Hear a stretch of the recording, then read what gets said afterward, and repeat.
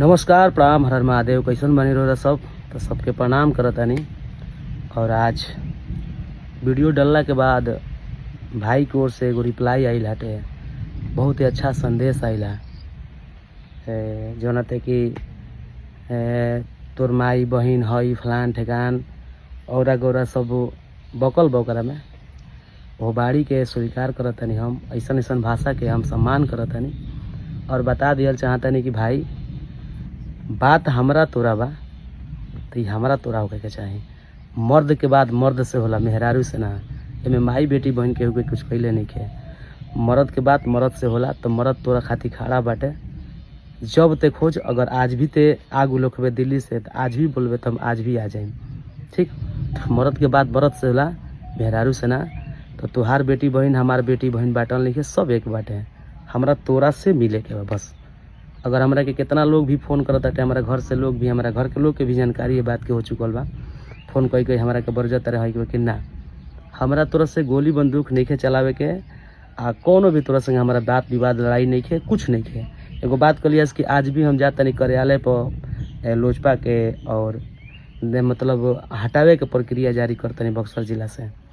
तो ऐसा जिला अध्यक्ष एगो बात बतावता नहीं हम कि अगर भाई के प्यार दुलार रही पासवान समाज के नु तो ऐसा जिला अध्यक्ष हमरा के कतने सीट मिली। ठीक नु, आ जाके भैया से बढ़िया तरीका से बतिया के हमरा के जिला अध्यक्ष के हटावे के सब अपन दरखास्त और खास लिख के सब काम कर ले भाई। कोनो हमरा दिक्कत नहीं है चीज़ से। बोल तो काले हम भैया का आदेश आई, काले हम हट जाए बक्सर जिला से। अगर पासवान समाज के पूरा बिहार पूरा भारत में अगर कोनो प्रकार के दिक्कत हुई तो उ आवाज चिराग पासवान के जरूर सब के उठाई। हम उठौले बनी। आज पासवान समाज में बहुत लोग ये आवाज उठाई, कहे से कि हम तारा के रात दिन मेहनत करतनी, हम लोग खातिर रात दिन जियतनी, रात दिन मरतनी। तो हम अपना अगर आदमी से ना कहम तो केकरा से कहम? अगर जरा के हम मजदूरी करतनी, अगर शाम के ओकरा के हम भोजन ना मांगब तो केकरा के मानब? आ दिमाग के तनी घिसकल बारिश भाई। तो एगो बात जान जे कि कोनो भी हम काम करें तो एक दिन लेटे बात बतावे नहीं हम केहू से। ठीक नु, तो हम पढ़ल लिखल ऐसे नहीं कि हम वो चीज़ में जान के हम बोल ले बनी कि पढ़ल लिखल अगर रहती तो हम झगड़ा झंझट थोड़े करती तोरा साथे। बाकी पढ़ल लिखल ते बड़ी तो झगड़ा झंझट करत तरीस, माई बहन के गाड़ी दे तरीस, कोनो बात नहीं है। इस संस्कार बाटे और घर के परिवार के सम्मान बाटे तोरा कि ऐसा कुछ भाषा बोलो तरीस हमरा अच्छा लगता है चीज़ के सुन के।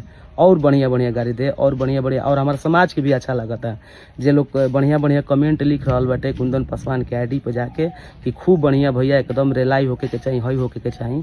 तो एगो बात बता दिहल चाहतनी भाई कि जितना भी सुने के अच्छा अच्छा बात बाटे, गाड़ी सुने के मन बाटे तूफान के बहन बेटी के बारे में, और सब सुनी।